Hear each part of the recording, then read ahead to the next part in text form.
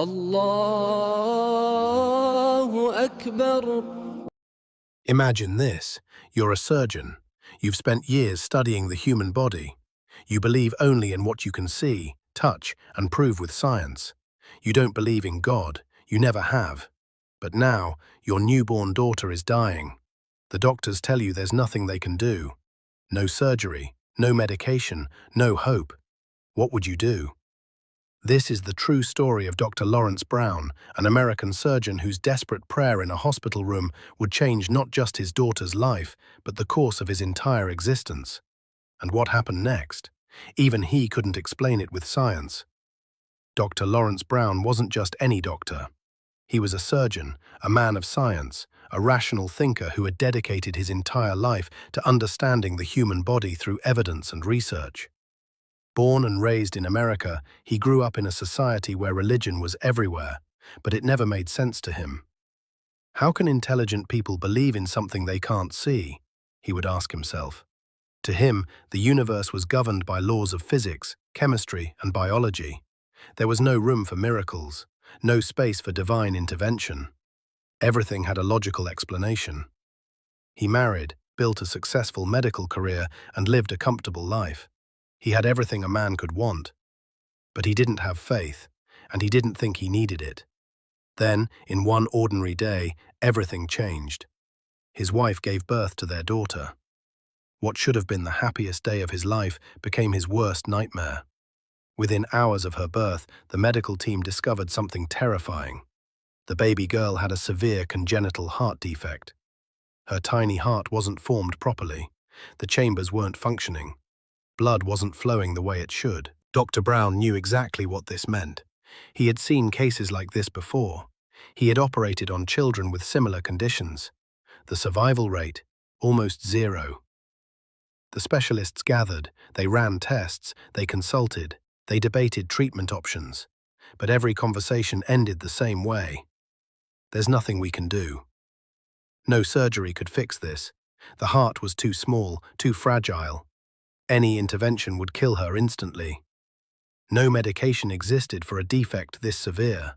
They could only wait, and watch, and hope for a miracle. But Dr. Brown didn't believe in miracles. He stood in that hospital corridor, watching his daughter through the glass window of the intensive care unit.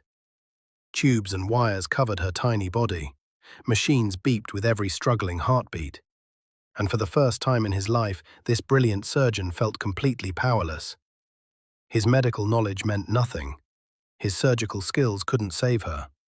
His years of training were useless. He was just a father, watching his child die.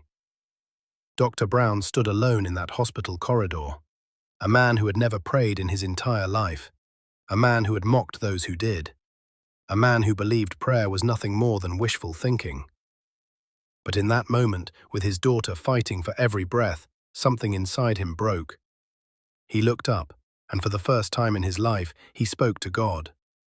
Not the God of any particular religion, just God.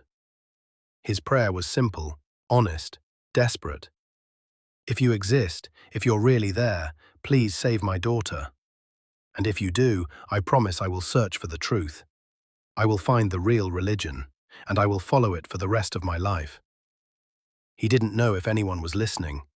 He didn't know if it would make any difference, but he meant every word. The next morning, the doctors ran more tests. They checked the monitors. They examined the baby again. They looked at each other in confusion. The heart defect was gone. Not improved, not stabilized. Gone. Completely healed. The medical team had no explanation. They ran the tests again, and again. Same result. The chambers were functioning normally. The blood flow was perfect. The heart that was malformed just 24 hours ago was now completely healthy. Dr. Brown stood there, staring at his daughter, and he knew. Something beyond science had just happened. The atheist surgeon had witnessed a miracle, and he had made a promise. Most people would have forgotten that promise. They would have celebrated the miracle and moved on with their lives. But Dr. Laurence Brown was a man of his word.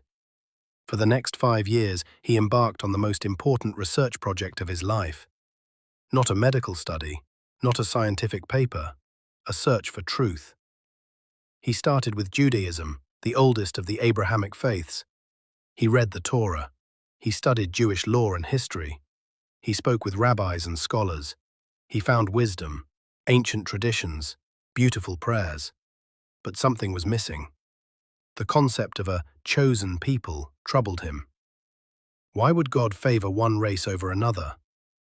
Then he turned to Christianity, the religion of his own culture. He read the Bible cover to cover. He attended churches. He debated with priests and theologians. He found beautiful teachings. The message of love and forgiveness resonated with him, but the contradictions troubled him. The concept of the Trinity didn't make logical sense to his scientific mind. How could God be one and three at the same time? How could God die? How could God have a son? The more he studied, the more questions he had.